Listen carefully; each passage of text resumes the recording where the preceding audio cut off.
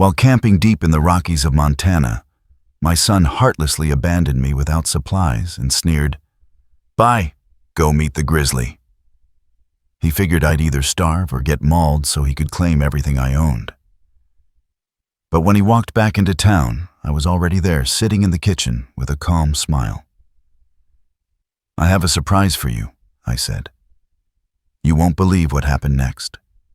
Before we continue, please subscribe to the channel and tell us where you're tuning in from in the comments. The front door burst open with a crash. Tyler came stomping inside, hoodie damp from the Portland rain sneakers squeaking across my hardwood floor. "Dad, I need $5,000 right now." I froze at my desk pen, still hovering over a stack of invoices. The harsh tone in his voice hit me harder than a slap. This wasn't a son asking for help. This was someone making demands. "Tyler, what? $5,000. Tonight." He prowled across the living room, fists tightening at his sides. "I just sent you your allowance last week. That $3,000 barely covers rent." His voice cracked with anger. "You think that's enough? You think that pays for everything?" Suddenly, my old flannel felt suffocating. Oil still stained the creases of my hands from fixing Mrs. Ramirez's Chevy transmission that morning. I had built these garages from scratch, worked 18-hour days after Linda died, gave up everything to give him a better life than mine. "Son, we've talked about this. You need to find steady work." "Work?" Tyler spun, his face flushed. "Why should I bust my back when you're sitting on piles of cash? When you control it all like some dictator?" The jab cut deep. My spine straightened, military habits snapping into place. "I'm trying to teach you responsibility." "Responsibility?" He barked a bitter laugh. "You want to talk about responsibility after you're gone? I'll be running these shops better than you ever did." The words dripped like poison. My chest seized.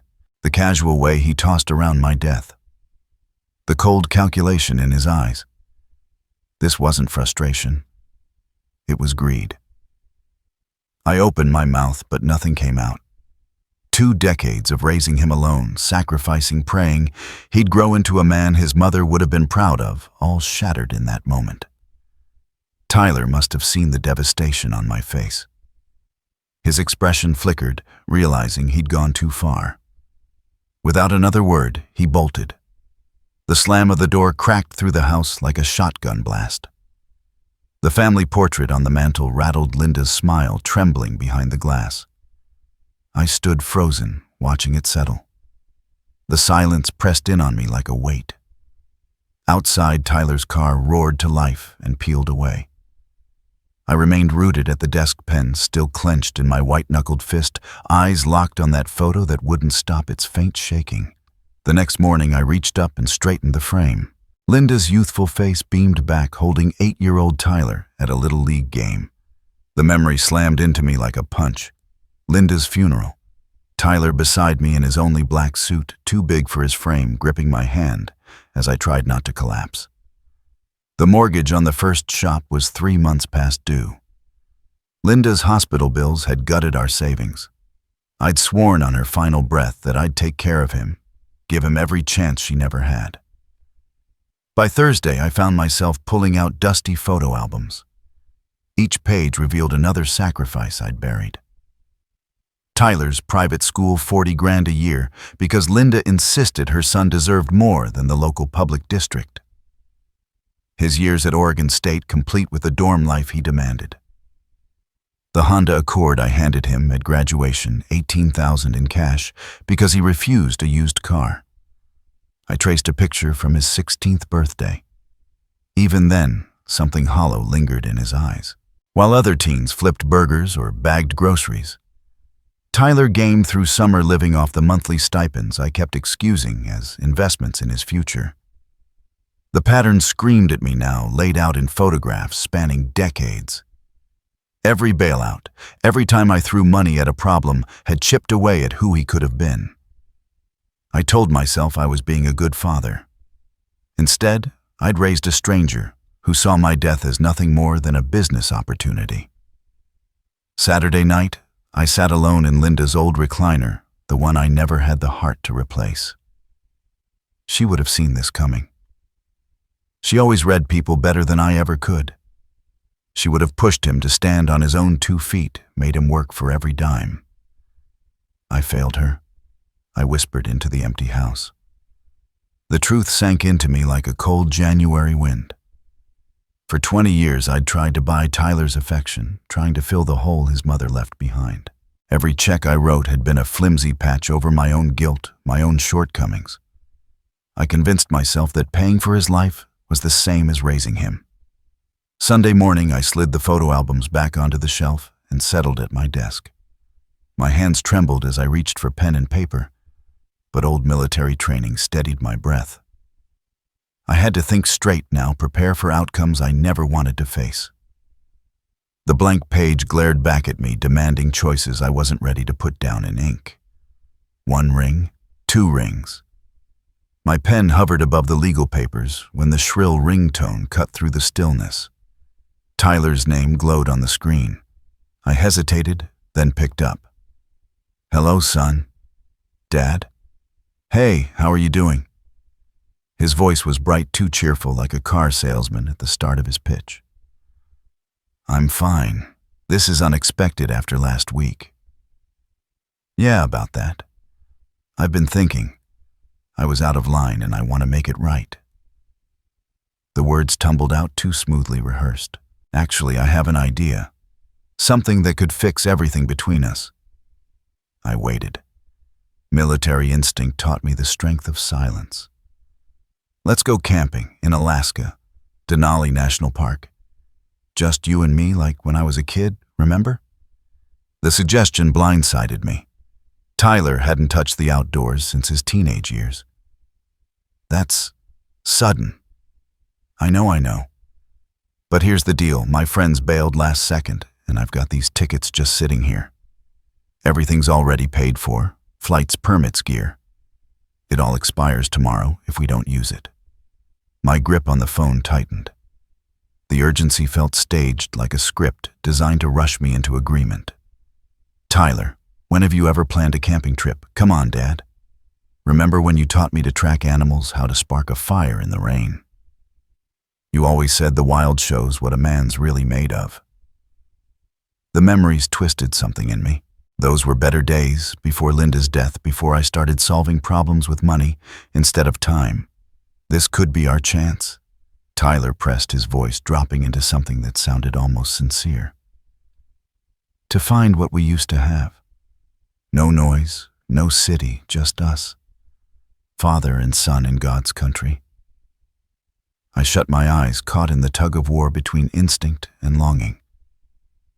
Every logical part of me screamed caution. The timing, the sudden interest, the too-perfect excuse about canceled friends, it all reeked of planning. But buried beneath suspicion was a deeper ache. What if this was real? What if he truly wanted to rebuild? "The flights leave March 25th, Tyler added quickly. "Seattle to Anchorage. Then we drive to the park. 5 days in the wilderness. Just like old times." 5 days, I repeated under my breath. "Dad, please. The tickets are about to burn, and this might be our last shot to fix us." The silence dragged long between us. My eyes dropped to the desk, to the stack of legal forms spread before me. Papers meant to guard against the very outcomes I prayed never came. "All right." The words left my mouth before I could stop them. "Let's do it." "Really? That's awesome. I'll text you the flight details. Meet me at SeaTac departure gate. This is going to be great, Dad." "You'll see." The call ended abruptly. I lowered the phone, hand trembling. Outside, Portland's endless drizzle painted streaks down the glass. I looked again at the papers on the desk, then at the pen still clutched in my fist. Hope and preparation both felt like betrayal. 3 days later, I folded the documents and tucked them into the hidden pocket of my duffel. They weighed heavier than paper should. At SeaTac, Tyler bounced on his heels by gate C12, grinning like a teenager. His backpack was brand new price tags still dangling from the zippers. When he spotted me coming, his grin stretched unnaturally wide. "Dad, perfect timing. They just called for boarding. You seem excited." I studied his face, noticing the faint twitch in his left eye. My military training had sharpened my ability to read nerves, to separate genuine enthusiasm from something rehearsed. Why wouldn't I be father-son adventure in the last frontier? He swung his pack onto his shoulder with more effort than he meant to show. "When's the last time we did something like this?" On the first flight, he talked endlessly about fresh air, wilderness photography, reconnecting with nature. But his phone stayed glued to his hand, checked far more than you'd expect from someone eager to disconnect. I shared survival lessons from my Navy Day show to read shifting skies, find food among wild plants, navigate without GPS. "You really know all this?" Tyler asked, scribbling notes on a napkin. 20 years in the service teaches you to be ready for anything." Something flickered across his expression, admiration on the surface, calculation underneath. During our layover in Seattle, he disappeared 3 separate times, each bathroom break stretching to nearly 20 minutes. From the terminal windows, I watched jets crawl along the gray tarmac Alaska, drawing nearer with every departure. On the final leg, jagged mountain ranges rose below us like broken teeth against the horizon. Tyler pressed his face to the glass, but his reflection showed tension rather than awe. Anchorage greeted us with sharp, cold air and the smell of snow. At the rental desk, I signed for a Toyota 4Runner extra insurance chains for mountain roads. Tyler loaded our bags, favoring his right shoulder like it was stiff. "Next stop, outdoor supply store," he said, glancing at his phone again. "Need to grab a few extras." At Northern Exposure Outfitters, he pushed for very specific gear: industrial flashlights, flares, rope, far more than a simple camping trip required. The clerk, a weathered man with skin cracked from frostbite, lifted a brow. "Planning to get lost out there?" "Just want to be prepared," Tyler answered quickly. Highway 3 stretched out like a gray ribbon through endless evergreens. Snow-capped ridges caught the last traces of daylight. Moose crossing signs dotted the roadside warnings about icy curves. "Beautiful country," I said, trying to break the silence that had settled heavy between us. "Yeah, really isolated." His tone carried a strange satisfaction. Miles from anywhere. We stopped for gas as darkness began to fall. While I filled the tank, Tyler wandered toward the convenience store. Through the bright glass, I caught sight of him, hunched over, phone pressed to his ear, voice low and urgent. When he returned, I asked casually, "Everything all right? Saw you on the phone. Just checking weather conditions for tomorrow. Storm system moving in, but should clear by morning." The lie slipped too easily. I'd checked the forecast myself, 3 days of clear skies. As we pulled back onto the road, that familiar edge of unease settled in my gut. The same instinct that had kept me alive in war zones. Something was off. 40 miles later, I still couldn't shake the image of him whispering at the gas station. "So, what exactly did the weather service say?" I asked. Tyler's hand tightened on the door handle. "Possible flurries, nothing major." The dodge confirmed my suspicion, but I kept my voice level. "Good thing we packed extra layers." Around a bend, Denali's wooden entrance signs came into view, flanked by cabins tucked beneath towering spruce. The visitor center buzzed with activity, despite the off-season. March travelers weren't tourists, they were the serious kind. The Denali Lodge Motel looked just like the glossy brochure Tyler had waved at me weeks ago. Rustic log walls, room names like Grizzly Den and Caribou Creek. The clerk, a young woman with calloused palms, checked us in while Tyler studied the wall of trail maps. "First time in Denali?" she asked. For him, I nodded toward Tyler. "I've been here before for military training exercises. Which trails are you considering?" Before I could answer, Tyler stepped in. "Tlanica River backcountry route. We want the full wilderness experience." The clerk's expression shifted to concern. "That's advanced terrain, very remote. Most visitors started with the shorter scenic trails. "We're experienced campers," Tyler insisted, though his version of experience didn't seem to include an actual trip in the last 10 years.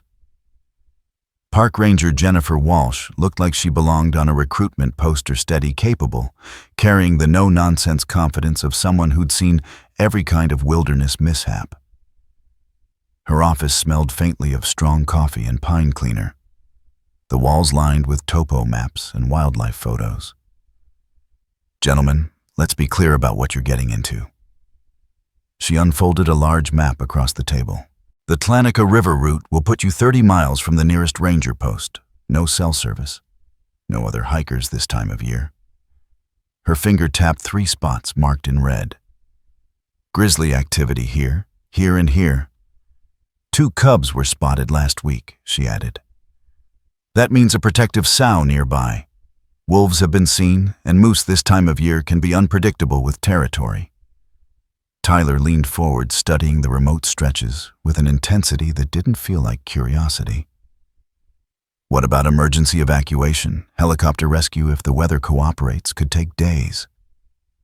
Ranger Walsh's expression made it clear she'd seen too many confident tourists end up as names in incident reports. "I need to ask, what's your actual wilderness background?" I spoke plainly about my Navy training while Tyler muttered something vague about camping with friends. The doubt in her eyes was obvious. "Sir, with respect, this route isn't meant for beginners. We've got excellent guided trips, easier backcountry loops. We'll be fine," Tyler cut in. "My dad's basically a survival expert. We signed stacks of liability waivers, sat through safety videos about bear encounters, and rented bear-proof containers, along with emergency locator beacons. I insisted on renting a rifle, an old Remington 870 that felt familiar in my grip." "You sure about that?" Tyler asked, glancing at it nervously. "Rule number 1 in Alaska, never step into bear country unarmed." Our final stop was programming the GPS beacon. Ranger Walsh showed us with crisp efficiency. "Press and hold 5 seconds. Search and rescue gets your location." But even then, in that terrain, you could be waiting 12 to 18 hours minimum. As we loaded the truck, I felt the same tight readiness I'd known before missions. Every detail screamed warning: remote terrain, Tyler's clear lack of field skills, his strange fixation on total isolation. "Still sure about this route?" I asked as we pulled away. His smile stretched too wide. "Absolutely. No turning back now, right, Dad?" The phrasing sat wrongless, encouragement more final verdict. In the rearview mirror, I watched the ranger station shrink until it disappeared behind the tree line.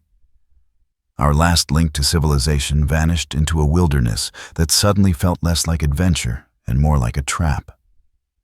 The road narrowed, branches clawing at the windows like skeletal fingers. My GPS showed us moving past the final tower beyond the last marker into territory where others had vanished before.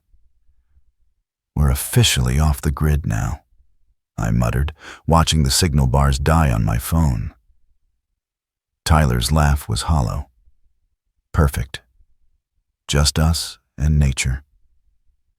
Mile 23 marked the end of the drivable road. I pulled beside weathered wooden posts that looked eerily like gravestones in the fading light. We unloaded packs, and the difference was obvious. Mine was balanced, the weight evenly distributed from years of practice. His bulged awkwardly with gear he'd never tested. "Jesus, this thing weighs a ton," he grumbled, fumbling with the straps. "Proper packing takes practice." I adjusted them, noticing the wince when I touched his right shoulder. "You hurt yourself." "Old injury. Nothing major." The trail swallowed us quickly, winding through dense spruce where daylight barely filtered through. Moss-covered logs blocked the path, and narrow streams forced careful crossings. Signs of wildlife appeared almost instantly: moose tracks pressed deep into the mud, an eagle's cry overhead, and far off in the distance, the unmistakable echo of wolves.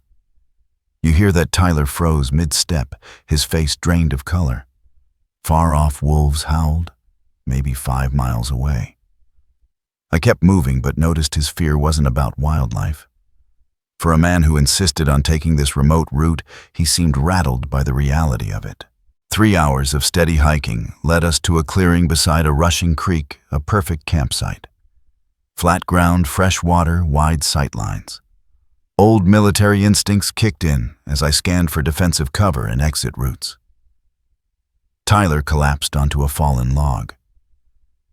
"How much farther do we go?" he asked out of breath. "This is good for tonight. We'll push farther in tomorrow." Setting up camp showed just how green he really was. I methodically set a perimeter food hoisted 12 feet up cooking area downwind emergency gear, staged for quick access. Tyler wrestled with his tent like it was a puzzle box. "Dad, can you help with this?" he said, holding out a mess of tangled cords like surrender flags. Teaching him the right knots and structure brought back echoes of years when he'd wanted to learn instead of just inherit. But the thought kept gnawing at me, why drag us this deep into the backcountry if he couldn't even pitch a tent? That evening, the campfire sent flickering shadows across the clearing. I cooked a simple meal while Tyler sat quiet eyes locked on the flames with an expression I couldn't decipher. The temperature dropped quick, Alaska in March. Doesn't forgive mistakes. "Remember when we used to do this?" I said, trying to spark some connection. "You were maybe 10 burning marshmallows on purpose until they were black. Mom was still with us then." His voice softened unexpectedly. "She loved those trips. Said they brought out the best in people." Tyler nodded, but his gaze stayed far away. "Tell me about your childhood, Dad. Before the Navy, before the shops. What was it like being broke?" The question threw me. He never asked about my past. I told him about Montana farm, lifelong summers hauling hay, scraping by, earning every dollar in sweat. "Sounds hard," he said, but the tone carried calculation, not sympathy. "Hard work builds character. Teaches you the value of what you earn." His face shifted briefly, resentment, frustration, but when he spoke again, his voice was flat. "Lucky for me, huh? I didn't have to build character." We kept talking around the fire. He pressed for details: my deployments, survival drills, the lessons that kept me alive overseas. For once, I shared more than usual, believing his curiosity was genuine. Then he asked, "How do you know when someone's lying to you?" Body language. Voice. Details that don't add up. I stoked the fire sparks, shooting into the night. "Why?" "Just curious. You've always been good at reading people." Later, as I banked the fire, silence settled heavy over camp. Stars blazed sharp above us, untouched by city glow. The wilderness felt sacred. "I'll take first watch," Tyler offered. "Not tired yet." "You sure tomorrow's going to be long?" "Yeah. I want to soak it in. Just listen to the forest." I crawled into my tent, trusting him to wake me for second shift. Through the thin nylon walls, I heard him shifting logs, poking the fire, normal camp sounds that should have been comforting. But something itched at me. Tyler had never cared about quiet reflection, never volunteered for night watch. Why now? The last thing I caught before sleep claimed me was the silence. Not relaxed silence, poised stillness, the kind of waiting that felt deliberate. Dawn leaked through the tent walls. Metal clanking jolted me awake, gear being packed too fast, too precise for morning routine. I stepped into the cold, my breath a fog. Tyler was by the truck, methodically loading every piece of survival gear, GPS, rifle, food, his movements sharper than I'd ever seen. "What's going on?" My voice cut the morning quiet. He startled, then straightened, posture defiant. "Getting ready to leave. We planned 3 more days. What's the rush? Change of plans." He kept shoving gear into the truck. "Weather's turning bad." The lie hung thick. Yesterday's forecast had been clear, and the sky stretched cloudless above us. My instincts, dormant since arriving here, snapped awake. Tyler talked to me. What's really happening? Something cracked in his face. Years of contained bitterness erupted like a dam giving way. You want to know what's happening? I'm done. Done with your control, your manipulation, your judgment. Son, I don't understand, don't. He spun fists balled tight. Don't call me son. Sons don't get treated like employees. Sons don't have to beg for money while their father sits on millions. The venom in his words landed like blows to the chest. This wasn't a burst of temper. This was hatred that had been growing for years, festering beneath the surface of our family. I've given you everything, and you've given me nothing. Tyler's voice cracked with rage. You made me dependent. You kept me weak. You used your money to control every part of my life. Well, guess what? I'm taking control now. My hands shook as the truth hit me. The camping trip, this had been his plan from the start. Finally figured it out. Mr. Military Genius, his laugh was hollow cruel. Took you long enough. Why, Tyler? If you needed money, we could have worked something out. I don't want your allowance anymore, Dad. I want what's mine by right. Your business, your assets. Everything you've been dangling over me for decades. The cold air seemed to freeze solid around us. I stared at this stranger who wore my son's face, spitting words that shattered 20 years of fatherhood. You're planning to leave me here. Very good, he sneered. Yeah, I'm leaving you here to figure things out on your own. Maybe 30 miles of wilderness will teach you what real dependence feels like. My chest tightened. Tyler, this is bear country. No gear, no GPS. Should have thought about that before you turned me into your puppet. He slammed the tailgate shut. Maybe you'll make it, maybe you won't. Either way, I'll inherit what should have been mine years ago. Please. The word tore from my throat, raw and desperate. Whatever I did wrong, we can fix it. Don't do this. For a heartbeat, something flickered across his face, doubt, or maybe a memory of love. But it was gone in an instant, replaced by something hard and merciless. Goodbye, Dad. He climbed into the truck. Try not to meet the Grizzlies too quickly. I want you to have time to think about what you created. The engine roared. I stepped forward, reaching for him, trying to reason, but he threw it in reverse and pulled away. Through the windshield, I saw only cold calculation. No love, no hesitation. Tyler. My shout echoed across the mountains as the truck disappeared around the bend. The sound of the engine faded, leaving me alone on a dirt road in the heart of Alaska, 30 miles from the nearest human soul. Dust swirled around my boots. Silence swallowed me whole. No voices, no machines. Just the hiss of wind through spruce branches and the sharp cry of a hawk overhead. I stood frozen, trying to process the enormity of what had happened. My son, the boy I had raised, sheltered, sacrificed everything, for it just left me to die. The dust from his truck still lingered when instinct overrode despair.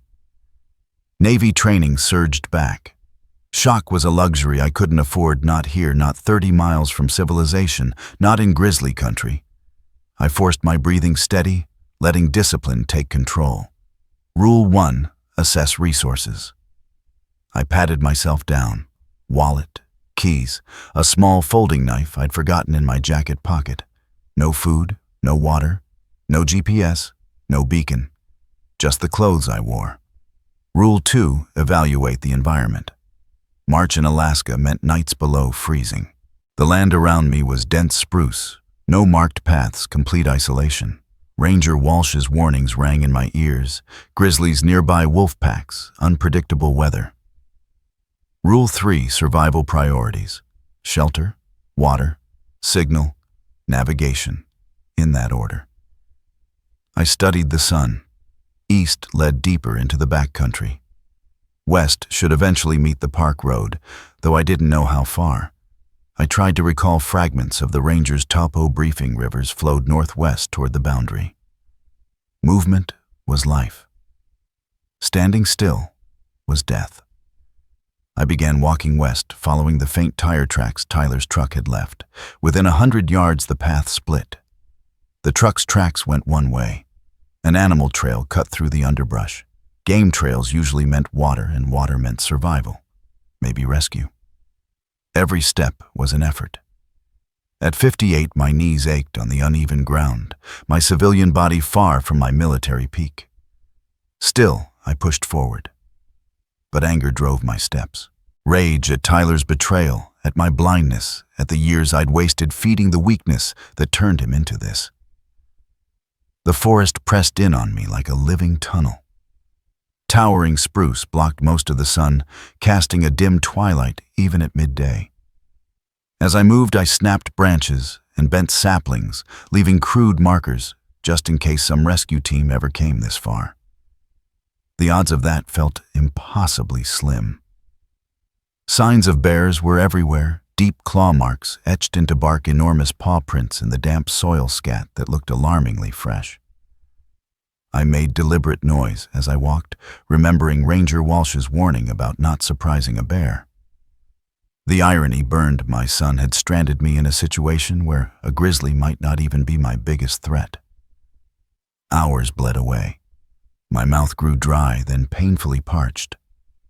The game trail twisted through thick undergrowth, often vanishing completely, forcing me to backtrack and search for where it picked up again. Fatigue settled into my legs, but stopping meant wasting daylight. Then suddenly, I froze. A sound. Mechanical. Rhythmic. Engines, more than one. I stood motionless, ears straining. The noise came from the north, maybe half a mile. ATVs, maybe dirt bikes. Could be hunters. Rangers. Rescue. For the first time since Tyler left me, hope flared in my chest. I changed course, forcing my way toward the sound. Branches clawed at my clothes, slapped my face, but I didn't care. The noise grew louder, definitely ATVs, and they weren't tearing through at high speed. They were moving slow, careful, deliberate. My pulse quickened. The forest opened into a clearing. I stumbled out ragged, scratched out of breath. 4 ATV riders had stopped unpacking for lunch. They looked up in shock at the sight of me emerging from the tree line, clearly out of place in this wilderness. The lead rider, a broad-shouldered man in his 40s, with a weathered outdoorsman's look, cut his engine and strode toward me with concern sharp in his eyes. "Sir, what happened? Why are you out here alone?" My voice came out hoarse, cracked from thirst and stress. "My son, he left me. Took all our equipment, drove off." The man's expression hardened into disbelief, then anger. "Someone abandoned you out here. That's attempted murder. I'm David Harper. My son Tyler brought me camping." I faltered, struggling to explain without spilling every family secret. "He took the truck, all the survival gear, said he was leaving me to die." Jesus. The bearded man pulled off his helmet. Sharp, intelligent eyes studied me, measuring my condition, my words. "I'm Oliver Reed, used to be a park ranger here. These are my friends. We're running a backcountry tour." The others gathered close, their faces registering the same horror anyone who loved the outdoors would feel at hearing about deliberate abandonment in this wilderness. A woman in her 30s pressed a water bottle into my hand. I drank greedily, the cold liquid burning down my throat.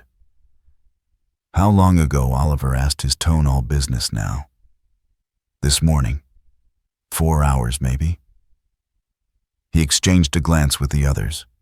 "We need to get you out of here fast. Radio range is garbage down here, but from higher ground we can reach the ranger station." Then he checked his GPS, frowning slightly. "There's something else. If your son took the main road, it'll take him 6 hours minimum to reach Anchorage. But I know a ranger trail through the backcountry. We can get you to the park entrance in 90 minutes. The realization hit like a jolt of electricity. "You mean I could be back before him easily? The only question is, do you want the authorities involved right away, or do you have other plans?"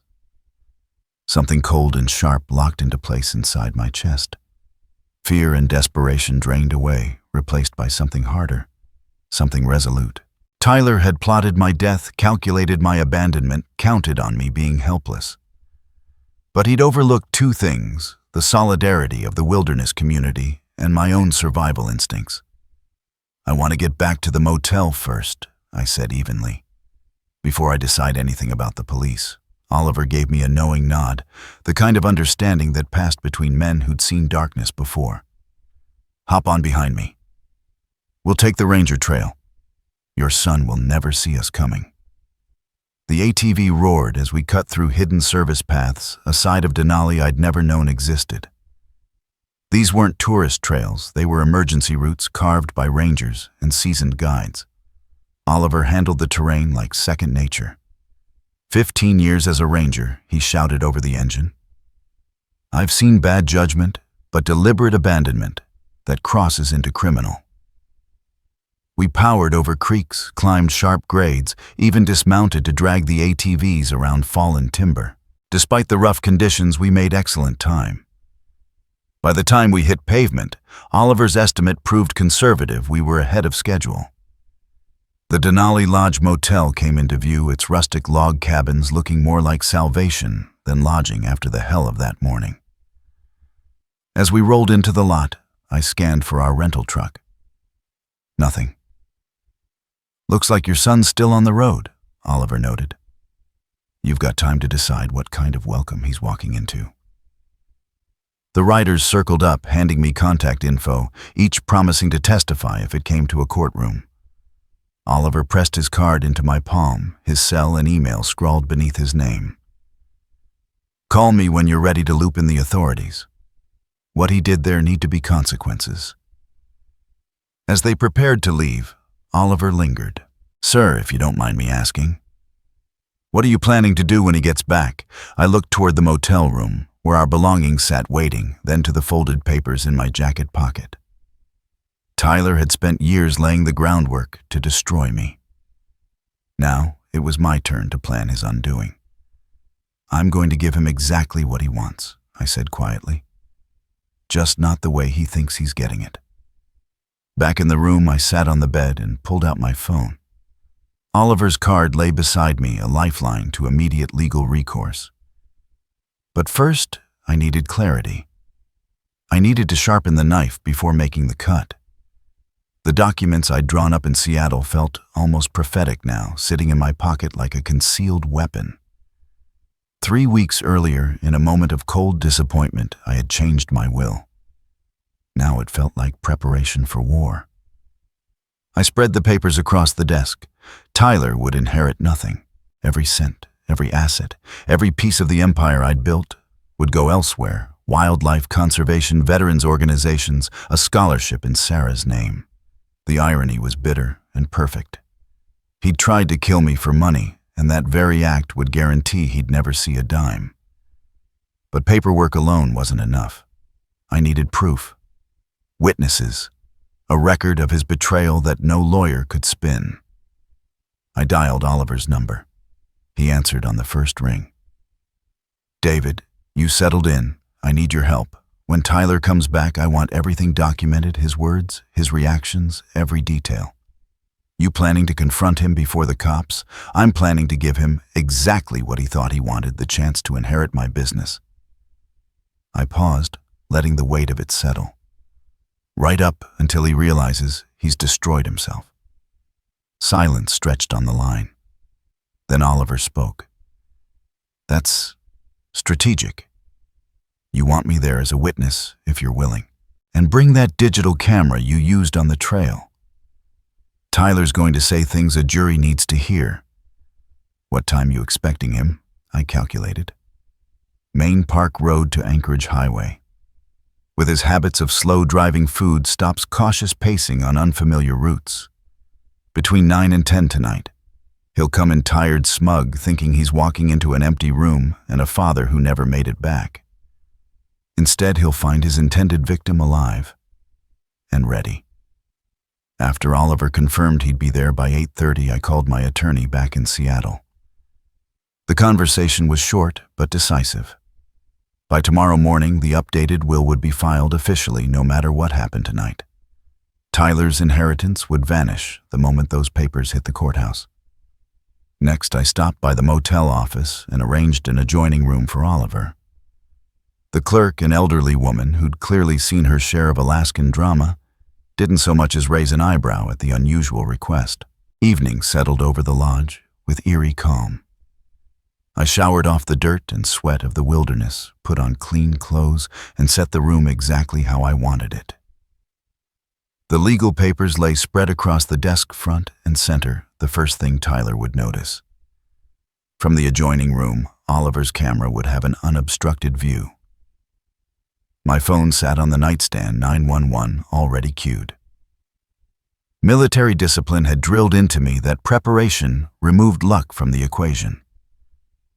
Tonight, Tyler would walk into an environment where every variable was mine to control.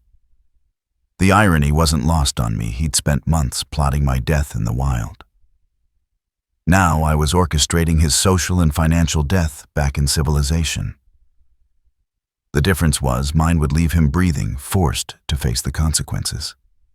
At 8:15, Oliver tapped softly on the door. He slipped inside carrying professional-grade equipment and the look of a man who'd witnessed too many backcountry tragedies. Within minutes, he had cameras and audio gear set up across the adjoining room. "When he shows up, every word and move will be on record," Oliver assured me. "What happens once this goes to the authorities?" I asked. "Attempted murder in the first degree. Alaska doesn't play around with abandonment. It's practically a death sentence in disguise. With your testimony, my witness account, and whatever he admits tonight, he's looking at real prison time." I gave a slow nod, the cold weight of resolve settling deeper into my chest. Then came the hardest part waiting. Outside darkness clamped around the motel like a tightening fist. From the window, I watched the main road, knowing Tyler's headlights would appear at any moment, carrying him straight into a reckoning he couldn't imagine. The clock on my phone read 8:47 p.m. Any second now. Headlights swept into the lot, and I instantly recognized the distinct rumble of our rental truck. Tyler was back, probably rehearsing the sorrowful son act he'd deliver when reporting my tragic disappearance. I positioned myself in a chair facing the door, the legal documents neatly displayed on the desk. From the connecting wall, I heard Oliver making final adjustments with his gear. The trap was set. The key scraped the lock twice before catching. The door opened cautiously, as if he expected silence. Instead, the light flicked on, spilling across his face, and I watched realization slam into him like a physical strike. "Dad." The word broke out of him, strangled, disbelieving. "Hello, son. How was your drive?" His face cycled through disbelief, shock, then raw fear. How are you here? How did you get back?" "Turns out I'm a little harder to kill than you calculated." His legs seemed to weaken.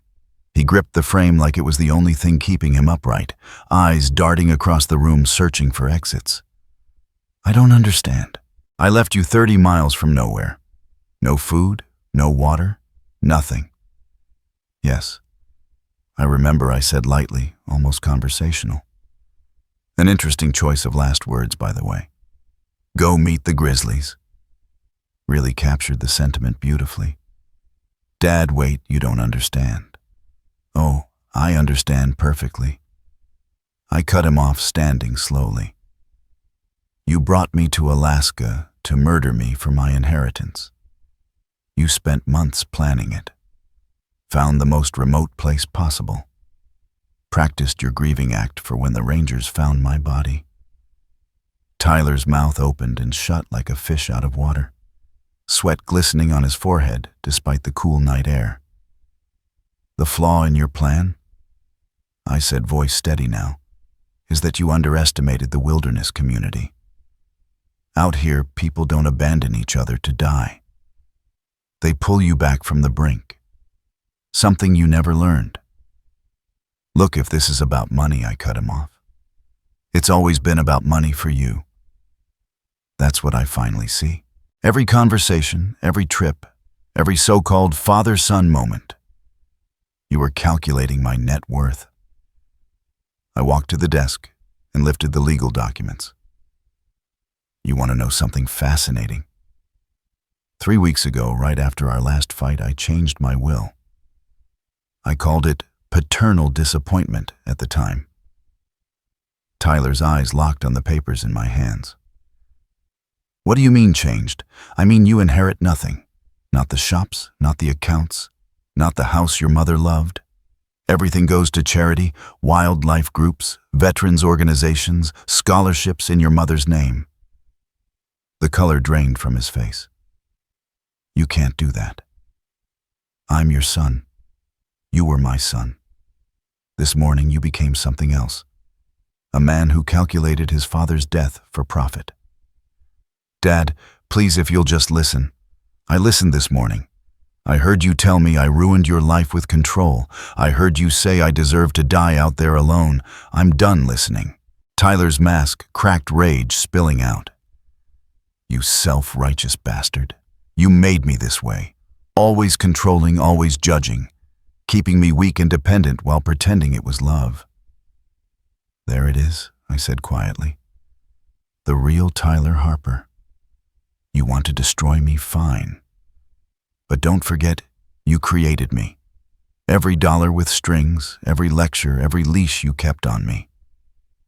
This is on you. A strange calm settled over me. You're right. I did create this. I enabled your dependence. I tried to buy your affection. I mistook providing for parenting. That's my failure as a father. Then change the will back. Fix this. The will was filed this afternoon. It's done. I stepped past him toward the door. He looked smaller, somehow deflated. But you're wrong about one thing. I didn't create your willingness to commit murder. That choice was yours. Where are you going? His voice cracked. To call the police. Attempted murder is still a felony, even if it fails. Dad, wait. I paused at the doorway. Goodbye, Tyler. In a twisted way, you've given me what I needed: absolute clarity about who you really are. The last thing I saw before stepping out was my son collapsing into the chair I'd just left, staring at the documents that spelled the destruction of everything he thought he'd gain by killing me. The fluorescent lights in the Anchorage Police Department interview room hummed overhead as Detective Sarah Martinez examined the evidence laid across the steel table. Oliver's digital recordings, my sworn statement, and Tyler's own words, captured at the motel, painted a case too strong to ignore. Mr. Harper, she said, scrolling through the files on her laptop. I've been handling wilderness crimes for 8 years. This is the most deliberate, premeditated attempt I've ever seen. She clicked through audio clips of Tyler's voice. Your son's statements? They're damning. He was always thorough when he wanted something, I replied flatly. The district attorney will be filing charges this morning, Martinez said. Botching. Attempted murder in the first degree. Reckless endangerment. Conspiracy to commit fraud tied to your inheritance. Detective Martinez's words landed hard. Alaska doesn't treat wilderness abandonment lightly. Through the glass of the interview room, I could see Tyler in cuffs being processed at the booking desk. A single night in jail had stripped away the last of his bravado. No more charm, no manipulations, just a 28-year-old man staring down the weight of his choices. Oliver sat next to me, having driven down from Denali to give his statement. What's the likely sentence for something like this? I asked quietly. 15 to 25 years, depending on how the plea negotiations go, Martinez said. Up here, deliberate abandonment in the backcountry is treated the same as attempted murder because that's exactly what it is. I studied my son through the glass and felt nothing I'd expected. No sense of triumph, just the inevitable outcome of years of resentment and entitlement. Will you be heading back to Seattle today? Martinez asked. Tomorrow. I need to meet with my attorney here first, finalize some estate planning. She gave a small knowing nod. making sure your new will is locked down among other things. I gathered my jacket and the evidence folders. I'm establishing a foundation in my wife Sarah's name. Feels right that Tyler's inheritance should end up helping people who actually deserve it. Oliver and I stepped out into the crisp Anchorage morning. Downtown traffic moved at the steady, practical pace unique to Alaska. Never rushed, never careless. So what now? Oliver asked. Back to Seattle. Back to my business. Back to figuring out the kind of man I want to be with the time I've got left. I looked toward the Chugach Mountains, towering beyond the skyline. Surviving your own son's attempt on your life has a way of clarifying priorities. You planning to visit him during the trial? Oliver asked. The question caught me. I thought about it. Paternal instinct battling against reality. No. The boy I raised died out in those woods. What's left isn't my son anymore. At the truck, Oliver handed me his business card. If you ever want to come back to Alaska for the right reasons, camping, fishing, actually enjoying the wilderness, call me. First trip's on me. Why would you do that? I asked. Because you lived through something that should have killed you. And instead of letting it turn you bitter, you're turning it into something that helps others. That's worth standing behind. I shook his hand firmly, grateful for this stranger who had become an unexpected ally. Thank you. Really. And thank the wilderness community. You folks take care of your own. As Oliver drove off, I pulled out my phone and called my Seattle attorney. There were foundations to establish, scholarships to set up, and decades of enabling to undo. Tyler had brought me to Alaska to die for money. Instead, I'd found a reason to live with purpose. In trying to end me, he had shown me the difference between buying someone's affection and actually caring for people. The irony was both brutal and just. 3 days later, back in Seattle, a letter arrived from Tyler in jail. 5 pages of manipulation dressed up as apology, promises of change begging me to reconsider the inheritance, explaining how prison would ruin his life. I read it once, then slid it straight through my shredder. Some relationships don't survive attempted murder, no matter how much you've invested in them.